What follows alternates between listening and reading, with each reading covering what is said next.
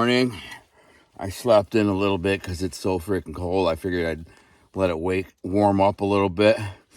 So much for my pillow. My pillow ended up becoming a blanket. That was cold. Put this goofy ass hat on. I actually had another hat that I wanted to get, but I was too lazy to get up and get it because it's so cold. Here's a funny problem that most people don't consider. Normally, this drives my wife crazy, is I bring a pee jar in the tent, which is just like a big half-gallon like jar of some kind. That way, in the middle of the night, I can just roll over and pee. I get up to pee like 4 or 5 times a night. Not sure why. I drink, for some reason, I'm always very thirsty before bed. And I just drink a lot. I drink Metamucil and, just all kind. I drink milk. So I gotta pee in the middle of the night. Well, normally when I'm camping, I have a pee jar. It drives my wife crazy.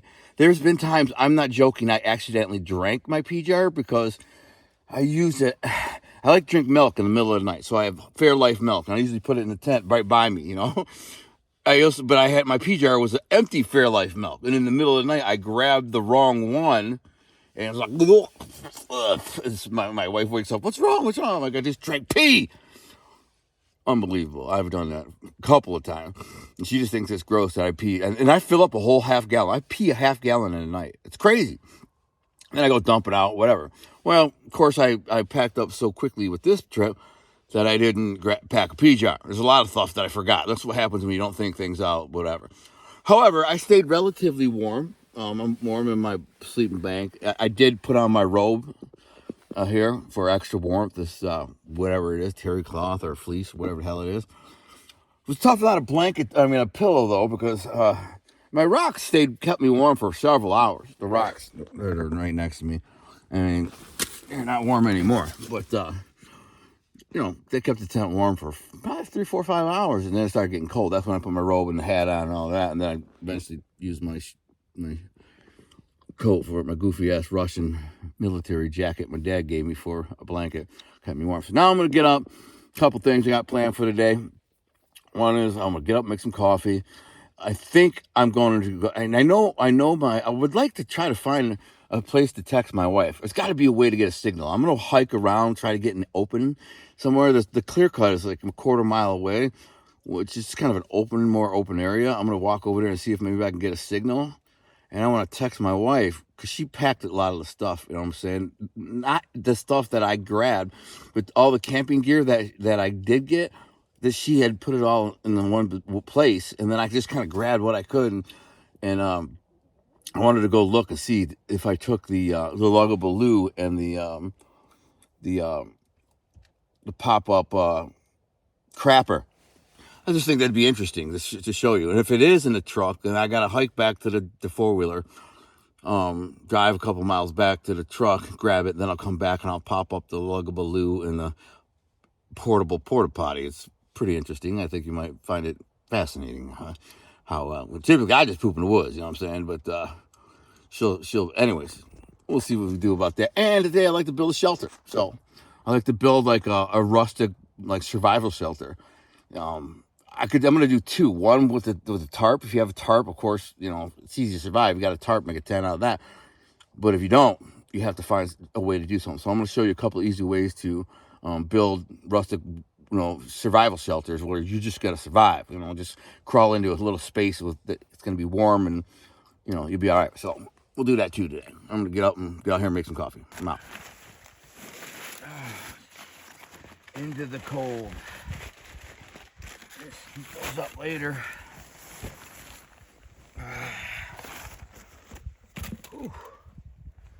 It's chilly. It's gone up in temperature. Like, I didn't bring enough clothes. That's a dumb move. Again, impetuous me. Just go. Should have brought out a couple more layers of clothes. And I have one layer under this, like long johns. Duh. But I just didn't plan it well. Because I was like excited to go. And so, obviously next time, but again, it's kind of a survival situation. So if you're surviving, typically you're not going to have a bunch of extra clothes. You're rough it. I mean, next time, I might go do this again by the river, by the place, a very remote area, but it's only about 25 miles from my house. There's a stream there that has trout and steelhead and stuff in it. And really, I could set up some snare traps try to snare rabbit. I can set up, well, there's even ways I can put a fishing trap out. I mean, you just need one fish a day to survive, you know. Like, I brought food. I brought an MRE and a couple things. Like, I'm about to cook breakfast. Let's get into breakfast. I brought breakfast. First thing I do when I get up, put my weaponry on, because if you ain't got your weaponry,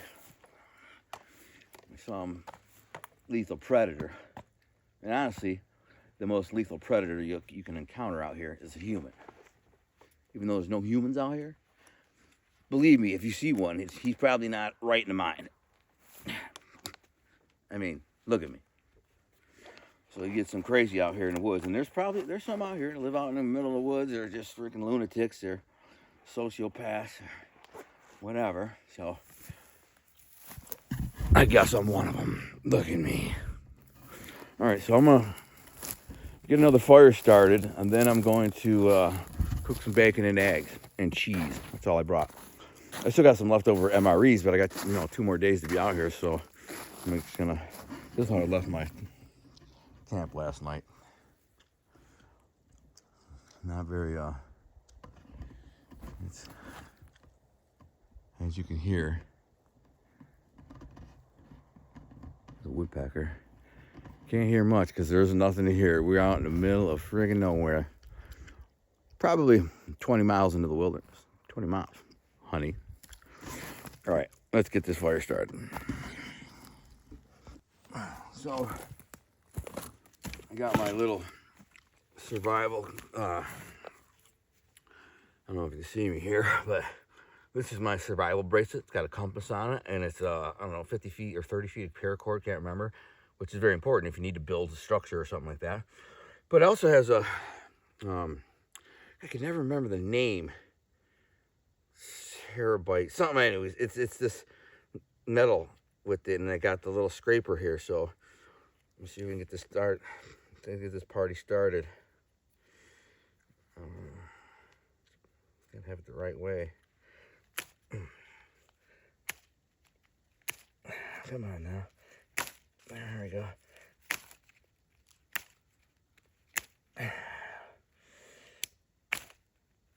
It's not the greatest one.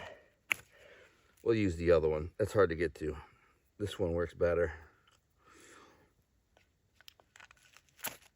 Gotta get that birch bark. If you can get a spark on that birch bark, you're good.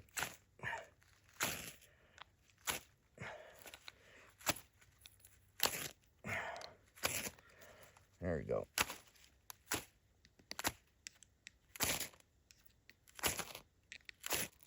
There we go. So now you gotta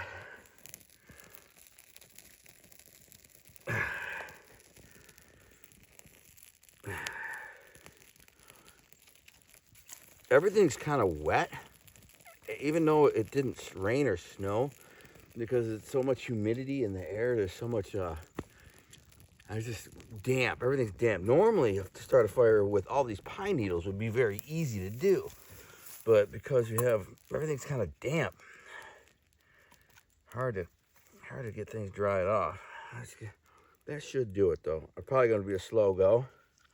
Probably should not put those big ones on yet. Get these smaller ones going. I'm out of birch bark, but I know where a birch tree is, so I can always go back. I probably should. I'm gonna have to, unless I keep this fire going all day. But the problem is I'm not going to. I'm gonna leave for a couple hours. If the luggable loo and the table, I remember packing the table, but I didn't put it in the sled. So it's important to have a table. It's super important to have a table. I mean, my dad, when I got out of prison, right when I got out, like the first, I don't know, might have been the first day. I think the first day I saw him, because saw him the day that I got out of prison. I went and saw him. I was on my way home to Maria. My boys took me to see my dad. I was on the way. It was a very emotional, powerful moment. I hadn't seen my dad in 15 years, or 13 and a half. Yeah, no, about 15 years, because I didn't talk to him for like a year and a half before I went to prison. We got in a big fight, a big blowout. Because he wouldn't let me use a deer hunting rifle, because I think I sold my deer hunting rifle for drugs. And so I'm like, I want to come up deer hunting, and can I use it in your guns? He's like, no, you're hard on your guns. You're going to ruin my gun. I'm like, Dad, you got hundreds of guns. He's a gun dealer. I go, give me one of these old military rifles you got, man. As long as it's sighted in, some old 308 or something. I want to shoot a deer at 50 yards. No. I'm like, yeah, you're a douchebag. I'm willing to come up and see you, spend a couple days hanging out with you. You live 4 hours away.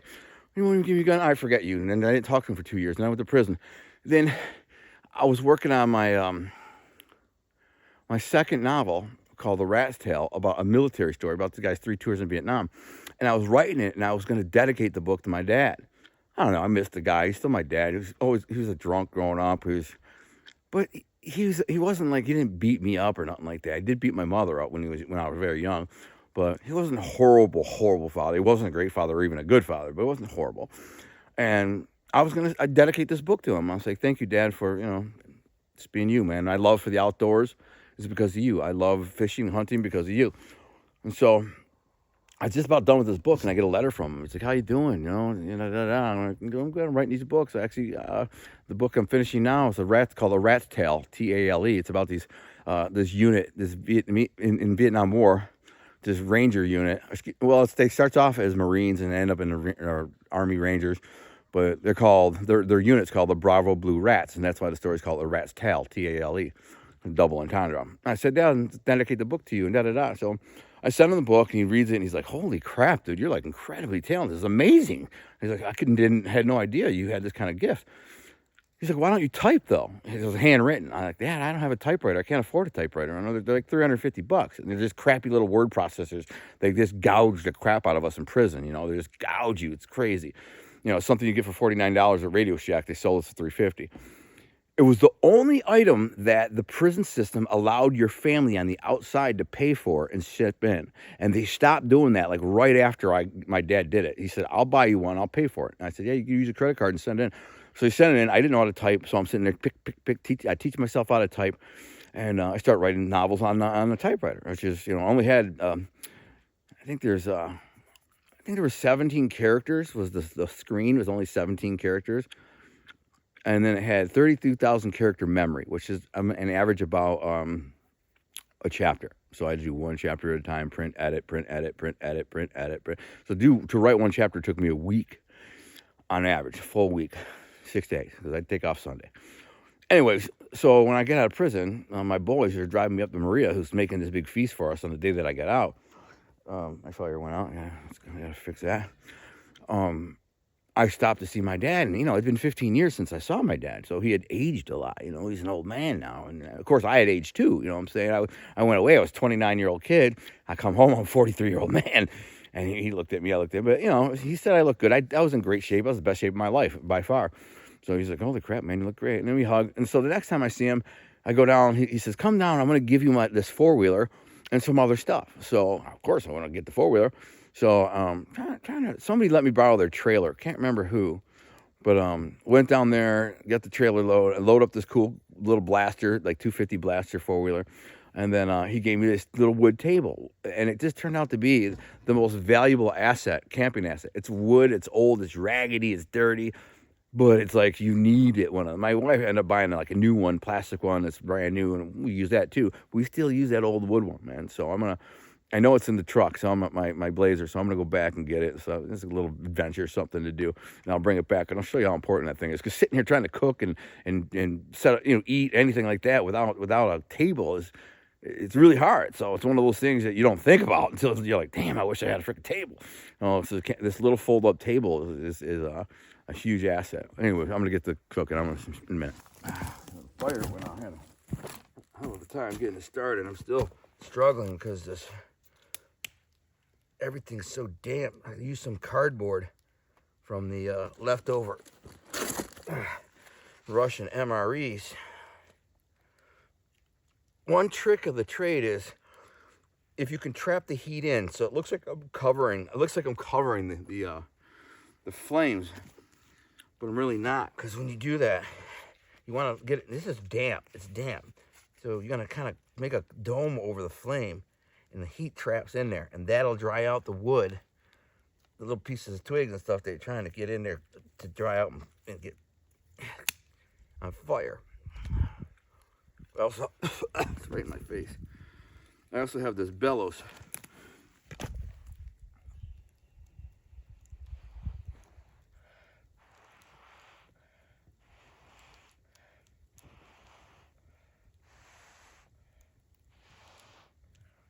Just gotta get these twigs to burn, man. Very hard to get a fire going in this kind of damp environment. You know, obviously if it was raining, I'd be in real trouble.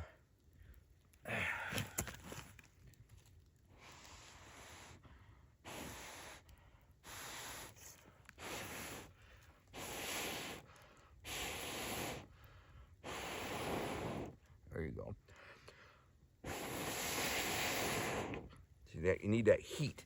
The heat, by using the bellows, you can create heat, which will dry out those sticks and get them on fire. If there's not enough heat, the sticks won't, because they're damp, they won't catch. So a little wood or birch bark, I didn't feel like running to get birch bark is better than cardboard. Birch bark will burn in the rain. It doesn't matter if it's wet. You light it with a lighter and it'll go. Kind of hard to start with a flint, like I was doing. But if you have birch bark, you can get it. The best way to do it, and I would have done it if I had to, is found me a rotten stump. I saw one back there a ways. Found me a rotten stump and then like smash my hand into the inside, and that pulp inside is dry and really good tinder. So it's how you can start a fire with that. If I had to do that, I would have done that, but I figured I could get this going, and I did. So we want to heat up some coffee. One of the problems is all my water's frozen. Didn't think to put it in the tent because I'm a genius. So had I put it in a tent, it wouldn't be so much frozen. But I think there's I can still access some water in my jug, I hope. It shouldn't be too frozen. It's definitely looking forward to some coffee and cocoa. That's what I have.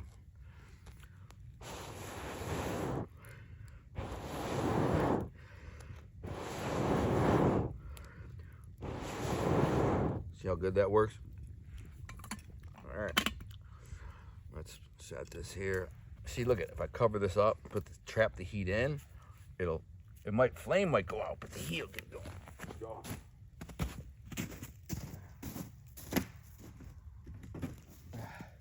Yeah, it's not too frozen. It's icy. Oh, there's a bunch of twigs. There's ice block in the bottom of this. It's got a bunch of twigs. You gotta be kidding me. It's frozen to the bottom like a block of ice with a bunch of twigs. Come on, man. And it ain't coming out. Wait a minute. I'm gonna show you. Look at this. This was in the bottom. And if you look, twigs and crap were in the bottom. Would have been drinking that, so let's get rid of that. Now, get this thing going one more time.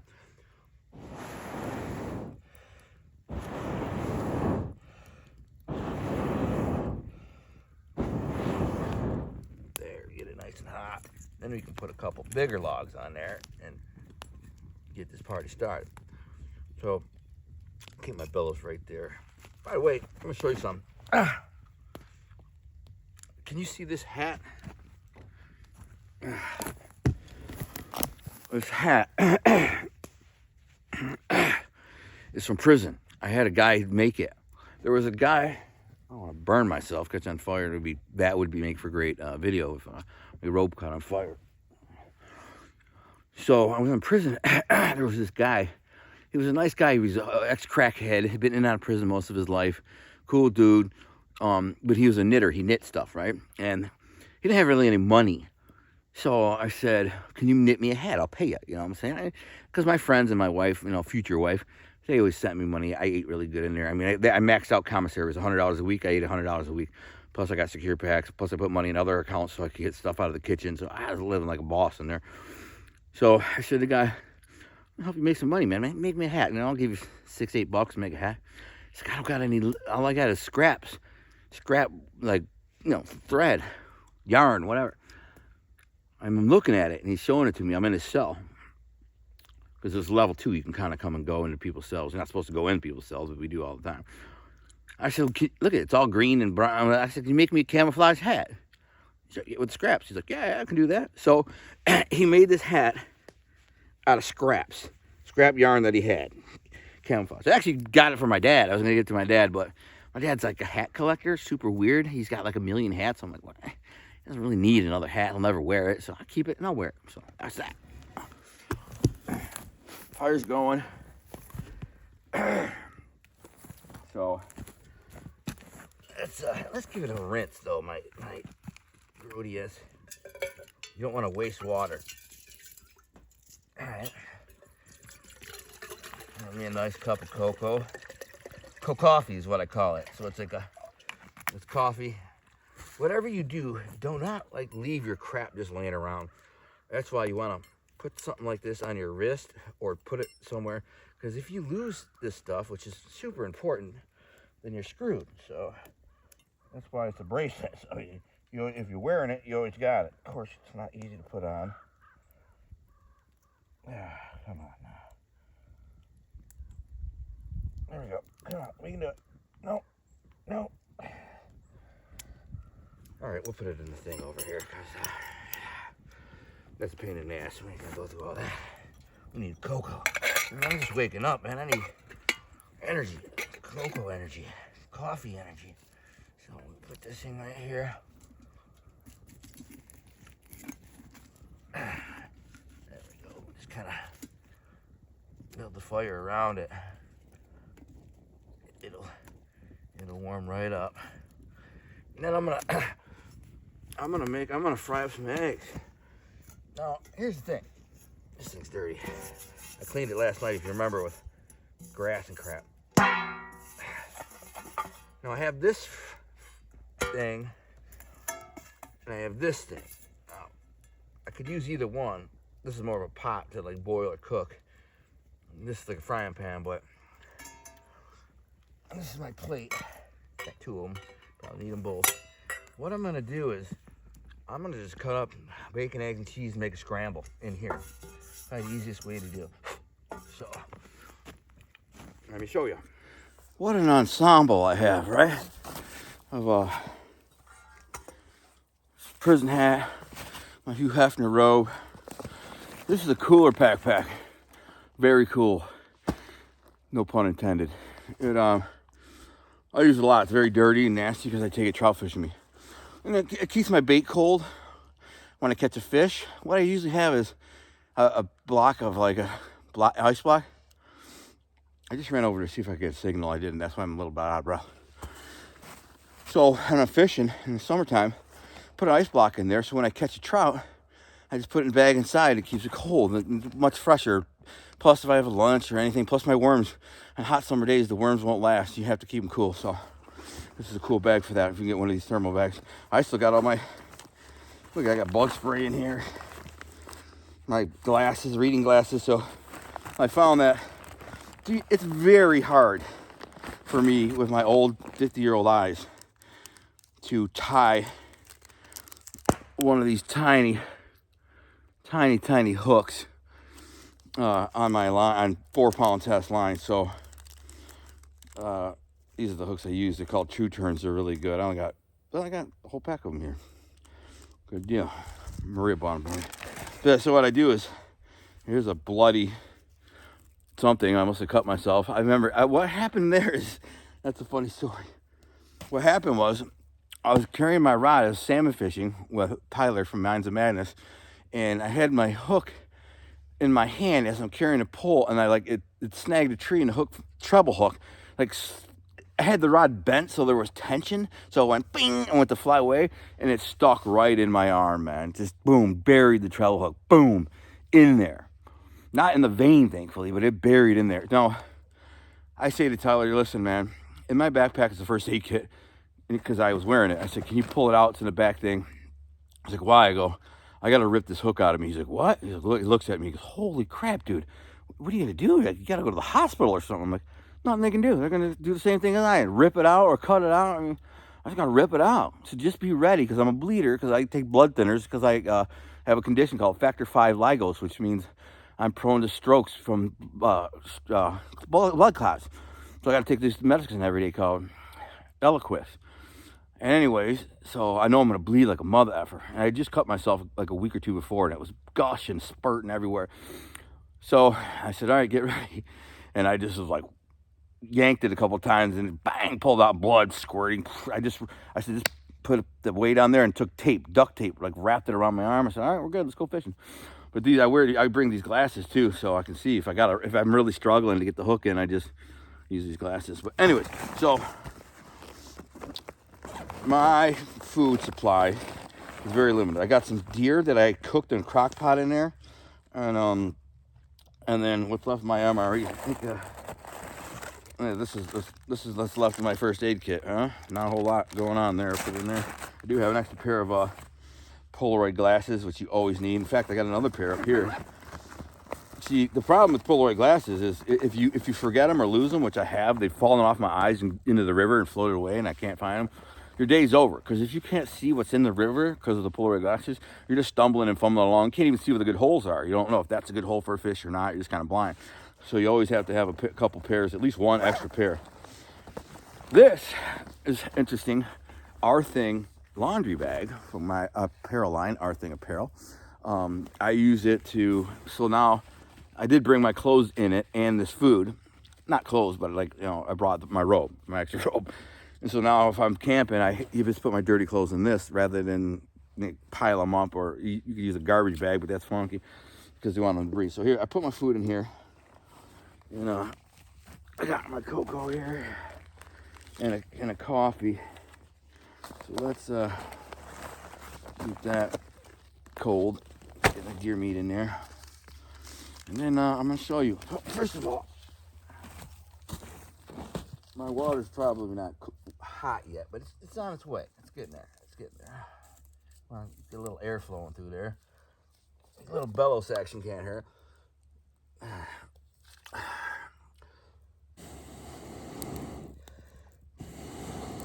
Oh man, are you kidding me? I had this old piece of gum that I've been chewing for 2 days, and I just shot it down in my bellows. Forget that freaking gum, man. It's old. I think I'll heat it up faster if I put it right on there. The problem with that is you're going to end up burning your hand trying to get it off of there. And here's my cup. Right here. I got an instant coffee. It's decaffeinated. I grabbed decaffeinated. That sucks. How did I do that? Oh well, I got cocoa, so. Why would I grab decaffeinated? Because, we got a bunch of these. Why would you even have decaffeinated? Like, who drinks decaffeinated coffee? Coffee's good when it's got caffeine in it and stuff, but I wouldn't just drink it for the hell of it. Just, some people do, I guess. My wife is one of them. Always burn any paper garbage that you can burn it. So now, I wish I had a scissors. But I gotta cut up my my bacon. So maybe you can watch me do that.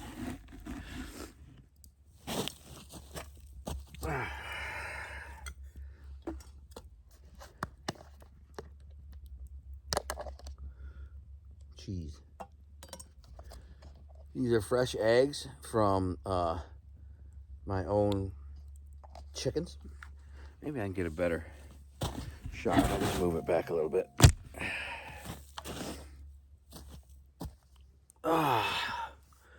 So yeah, 2 eggs. They're big brown eggs from my chickens. And a little bit of cheese. I'll just kind of slice it up. Just gonna make a scramble, nothing fancy. I am hungry though. Hear the chickadees. Really, I should put that in last because you want the bacon grease in first, because the bacon grease will make it more non-stick. So what we do is kind of chop the bacon up.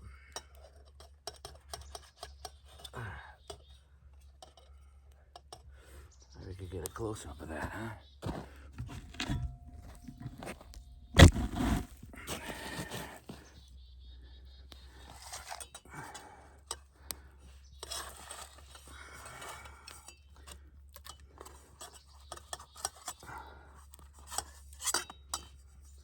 As you can see, I'm not the most sanitary. Ash, dirt on the bacon. Doesn't matter, you're gonna cook it. It's all gonna go down the same pipe, you know what I'm saying? No. You know what I'm saying?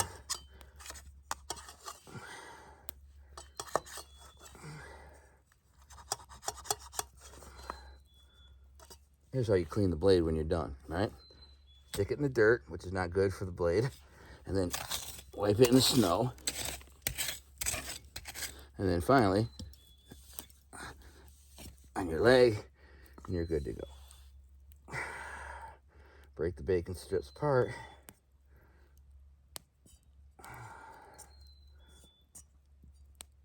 And then, you hear that hee-haw bird? Hee-haw. I always call it the laughing hee-haw bird. Hee-haw. He's laughing at you. So I'll cook the bacon first for a minute. Then add the eggs. Then add the cheese. Which is funny, by the way. those who may or may not know. I love tapioca pudding, right? I eat about a half a tub of this a night. Can't help it. I'm totally addicted. I love it. Last thing you should eat before bed is a half a tub of pudding. And it's definitely made me fatter and less healthy. But it's also one of my true joys and pleasures in life. So don't judge me. I'm just saying. All right. So I'm going to put my knife away. Yeehaw. I'll leave my knife unsnapped because, you know, someone runs up on me, man. It can get ugly. No, I think I can cook at the same time. I'm heating my stuff up. Don't burn yourself. You gotta be careful. Definitely don't want to hurt yourself when you're out here in the woods. So the last thing you want to do is burn yourself or cut yourself. Or you hear a jet. First sound I've heard all day. Definitely do not want to hurt yourself when you're this far out in the wilderness. It can be fatal, you know, if you cut yourself really bad and you break your ankle, or you break your ankle, you can't get out, you know. I'm only like 2 miles from my four-wheeler, which doesn't sound that far until you got to walk 2 miles. When's the last time you walked 2 miles through the woods? It is not easy. Why does the smoke always go in my face?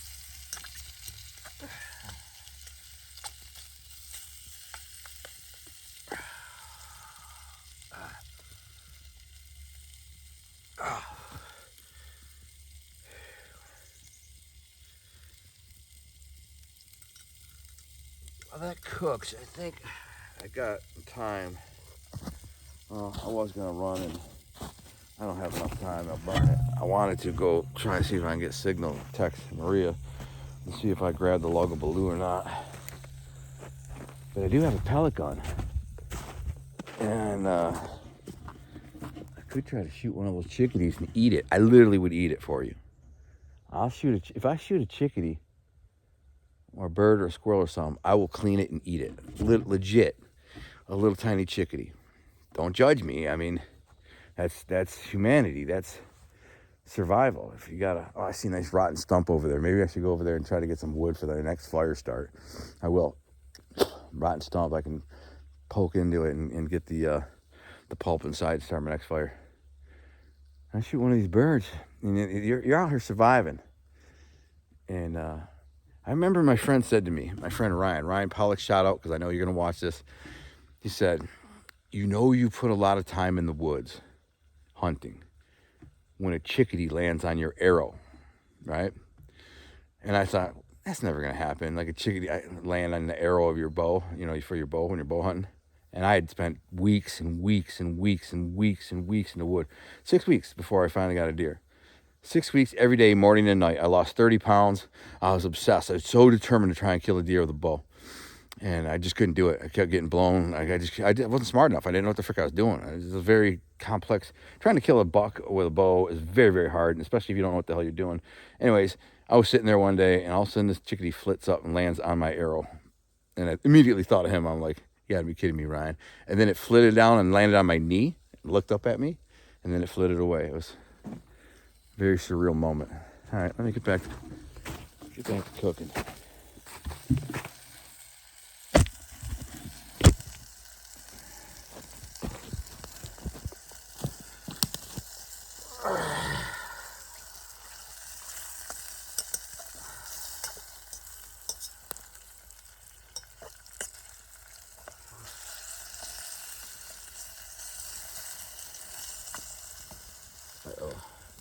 Just had a catastrophic event there.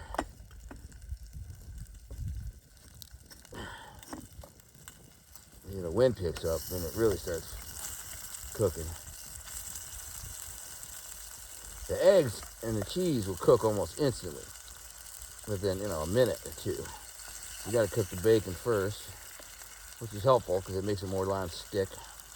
Really looking forward to my hot cocoa, but since it was ice water, it's probably going to take a minute to heat up.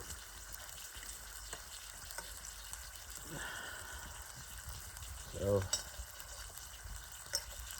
there's that. I'll be back in a minute. I'm going to build a shelter today out of this. I'm going to gather some more wood, and I'm going to show you how you can survive in the woods with a shelter. I'm going to use pine boughs as the insulator. It won't be perfect. In a perfect world, you'd have more of this. Like, these are dead ferns. And if it was the summer or fall or something, the ferns would give you a lot of material. But matter of fact, I'm going to show you what I'm going to use. I saw this over here. This is an elk trail I'm on here. The deer or elk, both probably. Look at this trail. Look at it. You see where the breaks into a Y there? There's deer everywhere right there. Big, that's the elk track right there. Huge. We had a lot of blowdown, clearly. I'm hoping if I can walk out there in that kind of clear cut area where they had logged probably 10, 15 years ago. I'm hoping I can get out there and get a signal. Look at this stuff is what I'll use. I gather up as much of this as I can. I see some laying around here. This is definitely deer bedding territory. I see more over there, and I'll just kind of gather it up and make me a shelter. And I'm going to sleep in it, too. Yeah. I don't know how cold it's going to be, but as of right now, it's maybe 20. Could be worse. Last night, it was freaking 10. Well, you just kind of build her up, Just keep building her up. Just leave a little door and make you a little door with some pine boughs, and you just get in there and just trap some heat. Use those hot rocks, and you can survive a night. It's not going to be pretty. It's not going to be perfect, but it'll work. So.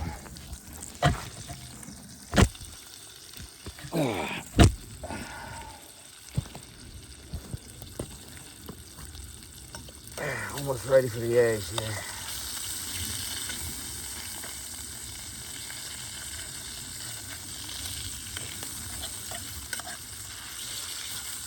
This is that Russian MRE from last night.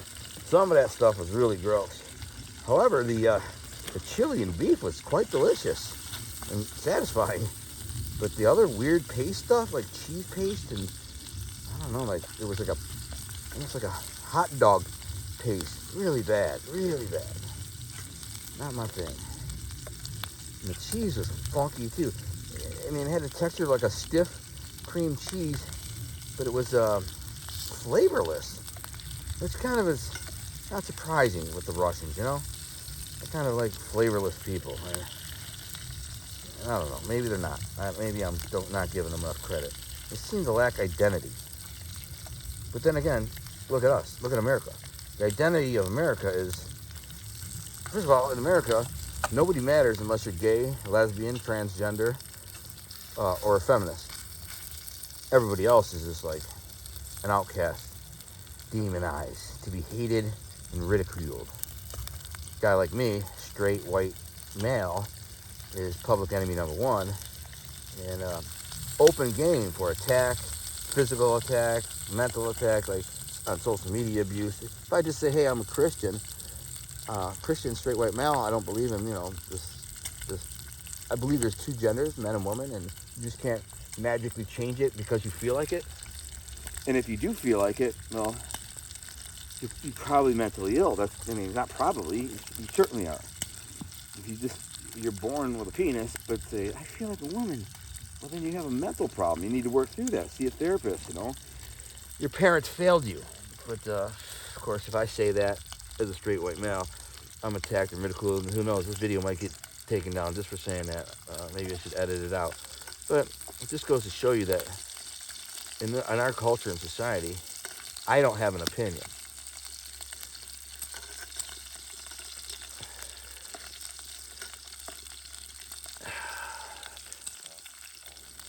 Oh, you hear that? Duck. I don't know how you like your bacon. Maria likes hers really crispy. I like mine kind of in the middle. Let's let that ride for another minute. Pour my coffee in. Let's hope it's warm.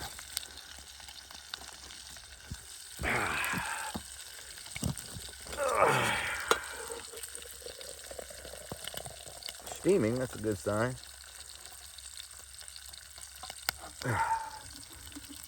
Leave it in there. Got my handy dandy portable spoon. Gotta click it. It's supposed to click. There you go. Snap it into place.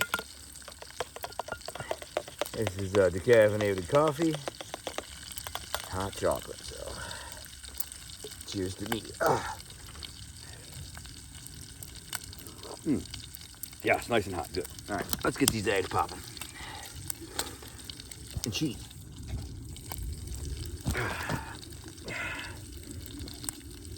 So,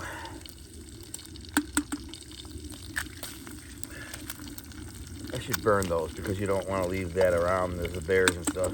Even though there's no bears this time of year, but there's other critters that could show up. You can just burn them. Cheese. Scramble it up.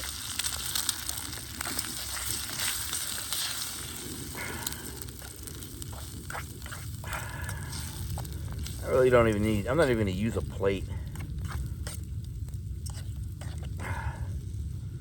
It's hot, that's for sure.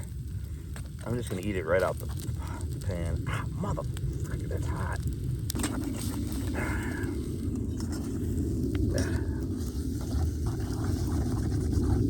A little bit more. A couple seconds, we're gold. Oh! My knees, hear that jet? That's crazy. That's the only sound you're going to hear out here. If you hear a person, he's lost. It's funny though, you can be in the middle of nowhere and hear jets. Still hear jets. Alright, let's get to eating.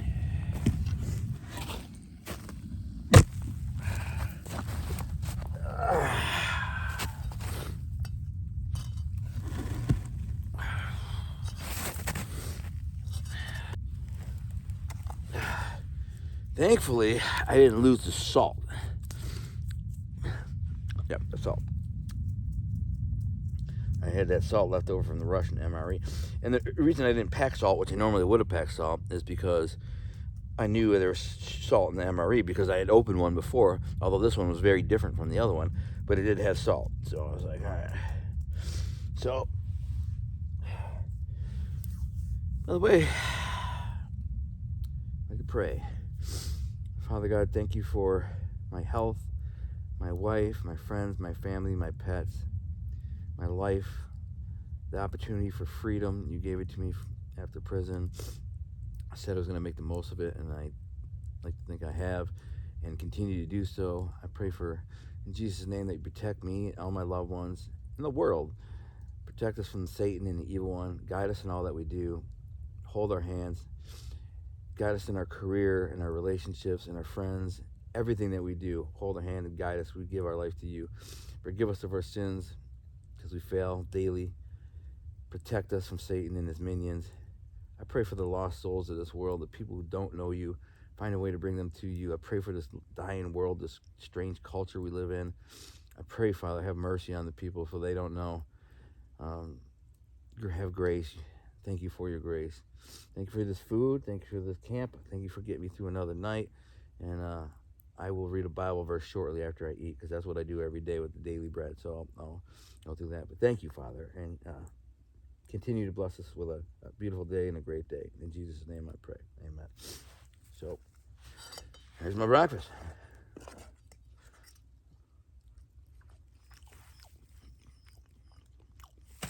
Not bad. Quite delicious, actually. It's delicious. Wow. It's funny when you're hungry, how much better food tastes. For some reason, when you're cold, it's weird. I can't really see my breath, but it's cold. And the reason for that is it's a damp cold. It's not like a dry cold. If it was a dry cold, you'd see my breath, because my breath has humidity in it, and in the dry cold, it would steam up. Because it's a damp cold, because it's kind of warmed up a little bit, everything's damp. There's so much humidity in the air that you can't even see your breath. But like what I was saying is, when you're cold, your body needs calories to stay warm. Survive deer, believe it or not. I know this from studying deer habitat. This is a really good area for deer elk. When they clear cutted this area, probably, 40, 50 years ago, they left, it was a select cut, so they left a lot of trees up. They took the hardwoods, they took the oaks, maples, birches, and they left the pines and stuff like that.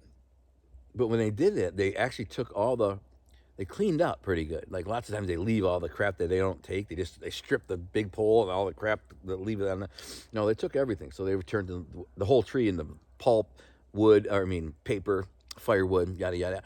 So they didn't make a mess. If you look around, there's not a ton of wood on the ground, which is good. When they do a select cut, that's the way they should do it. Oftentimes they don't, though. They have this, like a logging thing that grabs a tree and just goes up the tree and cuts off every branch. They just want the main pole, and they leave all the crap on the ground. And then you go to the next tree. So the whole forest is covered with a blanket of garbage, trash, deadfall, especially if they clean all the trees out. So there's no trees, but all this garbage on the ground. And it takes 50 years to recover. 50 years. They didn't do that here, so thankfully, but they do it in a lot of places. So what they did, they created a place where a lot of this grassy lowland ferns and stuff goes, which the deer really like. They like bed in it. So I'm sure there's a lot of deer around here. There's a hill over there. I think if I go over there, I can get a signal. Maybe. There's a high, clear cuts that way. Maybe there's a tower that way. Let's see.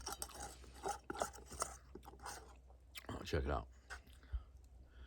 There's also a cedar swamp, it looks like, over there, too. That's not good. Not good for signal.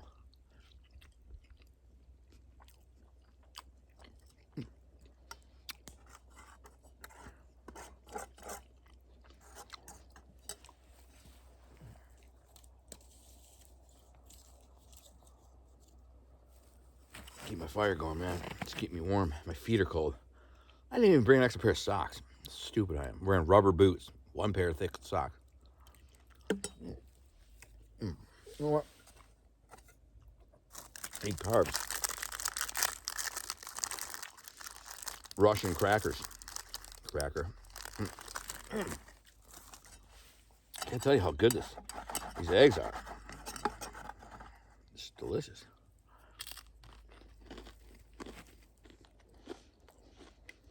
I was watching this. There's a channel. One of the people that inspired me to do this is a kid named, has a channel. Talking with my mouth full. It's what I do. I'm Italian, so deal with it. That's what we do. A kid called Will Survives. Holy crap, that's hot. He's a funny kid. I'm putting it on the ice to cool it down. Funny kid. He's living out in the wilderness. He's in New Mexico. And he's like living out in the wilderness, right? And he built this little cabin, and he's a funny guy. Go check him out. He's a character. He's super funny. He's a little bit like, I don't know, he's clickbaity because he does stuff for clickbait, but it's still cool. He's got like 300,000 subscribers, 400. I don't know. He's doing really good, so God bless him. But you know, he's got a cabin and he does a lot of stuff that's like he's not really surviving. He's built himself a little cabin. He's surviving, but he's kind of like he's got chainsaws and all kinds of tools and he's building stuff, little shelters and sheds, and he's got a camera guy following him around. The guy I like is Outdoor Boys. He's the one who convinced me to do this. Not convinced me. He just gave me the idea. Because I'm like, I do stuff like that all the time, and I don't film it. Not all the time, but frankly, I've never done a winter camp before.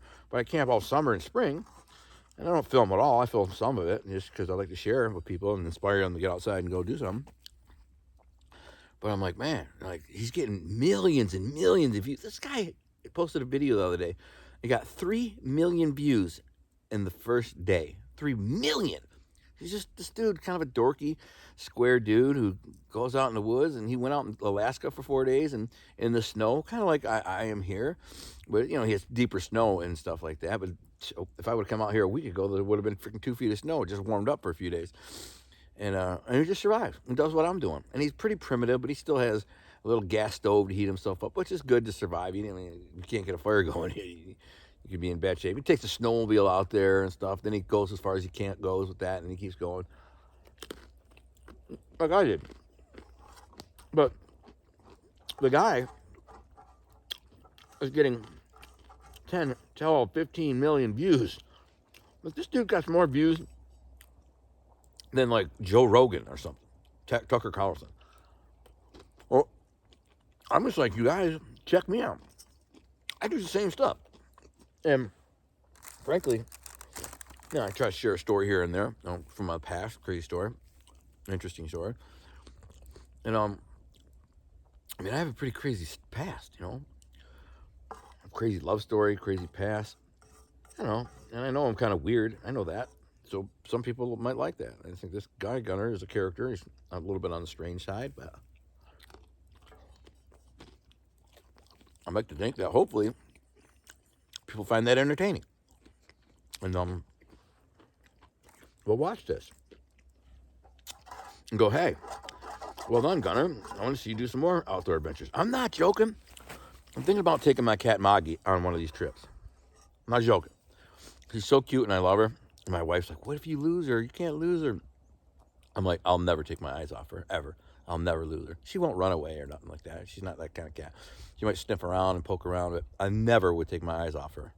I would chase her to the ends of earth. I love that cat so much. But I think it would be fun to take her with me. I'd have to leave her in the tent when I'm out here doing videos or whatever, but then we could take her out and let her roam around, sniff around. She'd be all fascinated. She's so cute, man. You'll love her. Her name is Maggie. And she's a funny, cute little cat. Maybe I'll pipe in a little picture of Maggie or video of Maggie right here. And you can check her out. She's a G. The video never does her justice. In real life, she's so much cuter than she is. Sadly, she's kind of a sickly cat. She keeps getting infections. And a couple times we had to take her to vet, and she struggles. I don't know why. She has some kind of condition, respiratory, in her sinuses and her ears, and she gets sick. We give her antibiotics, but you can't give a cat constant antibiotics. Like once or twice a year, maybe. But anyways, she'd be fun to take out here with me. I'm just saying. My little cat, Maggie.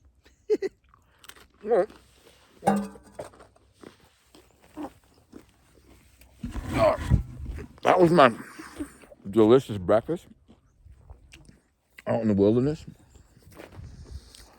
So here's what I think I'm going to do. I'm going to go over on that hill over there. I'll see if I can get a signal. I gotta put my coat on, man. I'm getting cold. It's freaking hot. Put my coat on, walk over there, try to get a signal, see if I have the Luggabaloo back in the truck. If I do, I'm going to hike back, take the four-wheeler back, get it, come back. And I almost think, I don't know, this trail, I might be able to get the four-wheeler back here, man. The reason I stopped is because the snow is so deep.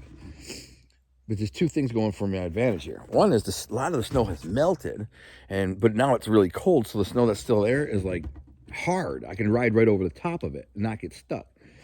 My only issue is this: if I get freaking 3 miles back in the woods and do get stuck, how in the hell am I going to get on the four-wheeler out of there? You know what I'm saying?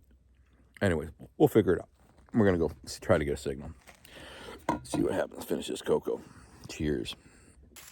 So this is a berry briar of some kind. I'm just following a game trail. I'm going to get up on that hill over here. The highland. There's definitely lots of deer tracks here. Going through. I can literally walk right on top of the snow. It's frozen. Look at that. That's where the deer have been eating or bedding. I think they've just been eating the grass there.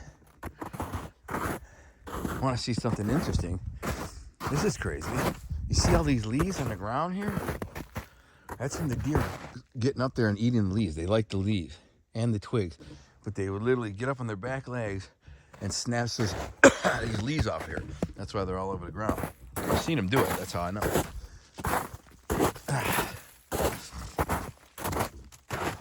Get up on this hill. Lots of deer tracks everywhere. Get up to the top of this hill. Let's see. Looks to me like there's a cedar swamp back here. Look at that. That's a deer bed right there. That's where a deer laid down. Slopped right on top of this hill. Like a boss. Yeah. Kind of glad I camped where I did. Look at the deer beds all over up here. They like the top of this hill. Look at that. Deer bed. Deer bed. Deer bed.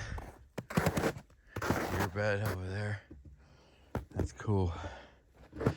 Alright, let me see if I can get a signal. I wouldn't mind kind of exploring back into that cedar swamp, seeing what's back there. Probably nothing but cedar swamp. Still, there's clearly, at some point, this area was all logged. And then they stopped, and then this area wasn't logged. So you have two different types of trees here. They took all the big trees they wanted and left there's so many deer tracks. They're freaking everywhere, man. It's crazy.